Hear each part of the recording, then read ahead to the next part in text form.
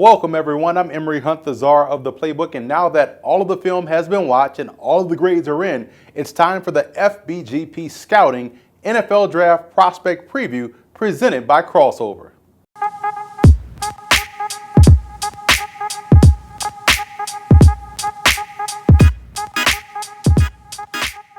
Before we get started with our rankings, here's how we gather our grades and what they actually mean. First, we watch a minimum of 3 full games on a prospect, his best game, his worst game, and the best possible matchup. And second, we grade on 15 key points specific to the position to equal 100 points in total. Now here's what the grades you'll see by a prospect name will actually mean. Prospects that have earned grades in the 90s graded out as potential future NFL All-Pros. Prospects in the 80s are considered future Pro Bowl players.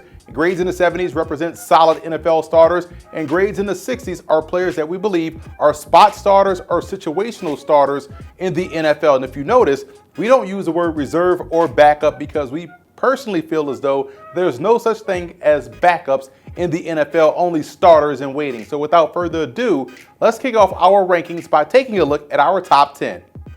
Ethan Posick of LSU leads off our center prospect rankings. He graded out as our #1 guy. His hand usage is top notch, and this is why he's able to win more often than not. He works hard to keep his hands inside to regain control. They're in perfect position every time on plays where he has to reach block defensive linemen. His game, in my opinion, is very similar to Travis Frederick of the Dallas Cowboys. Maintaining leverage will be his ongoing battle because of his height, but he's more than capable to make up for it with superb technique.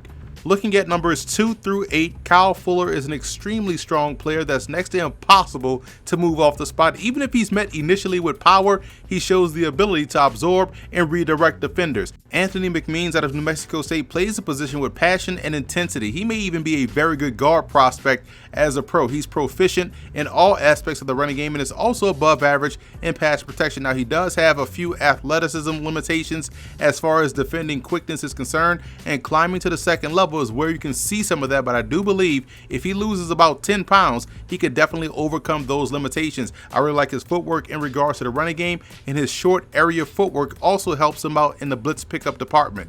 John Toth of Kentucky executes combo blocks very well and is also very smooth in climbing to the second level, and he always is able to find work. Pat Elflein of Ohio State is as steady as they come. His functional strength is outstanding. He's able to consistently get defenders turned and put on the ground. Tyler Olofsky out of West Virginia is like a rock in the middle of the offensive line. He plays with a good base and has very good knee bend and is consistently in a powerful position and is always able to maximize that power completely within his blocks. Cam Keiser was a fun prospect to watch out of Portland State at 6'4", 322. He played guard as well for the Vikings. He's at right guard in this video clip. He's a powerful player that has the skills to excel in any run scheme and is also capable of holding his own in the passing game. I was very impressed with his footwork, both in confined spots and in regards to climbing to the second level. Cameron Tom is a guy that I still feel like has some upside to his game. He has to get coached up on the technical side of playing the position, but the raw athleticism that he has is something that you cannot coach. Looking at prospects 9 through 16, and there's some good underrated talent on this list as well. Some FCS guys like Casey Dunn of Jacksonville State, Marcus Cook of Jackson State, Michael Coe of North Dakota, Robert Rathie coming from the Missouri Valley Conference out of Northern Iowa, and Carl Jones from the MEAC at North Carolina Central. They were either all-conference or all-American. Deshaun Bond of Cincinnati would be an ideal fit for a power rushing team like the Oakland Raiders. Going downhill, in my opinion, is where I think he'll have the most chance to succeed.